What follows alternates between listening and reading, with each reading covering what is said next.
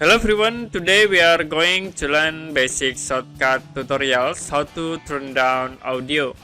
For example, I will insert video. You can click open files and search for your video. I will use this video.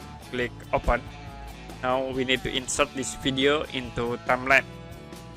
Next, if you want to turn down this video audio, you can spare it them. So you can right click on detach audio, so to be spared between video and audio.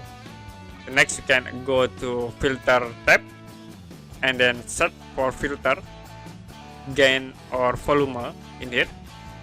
The next, if you want to turn down audio, you can decrease the levels, like I will set into this point, and if you play, it will be automatically turn down the audio. Okay, that's it for basic shortcut tutorials how to turn down audio.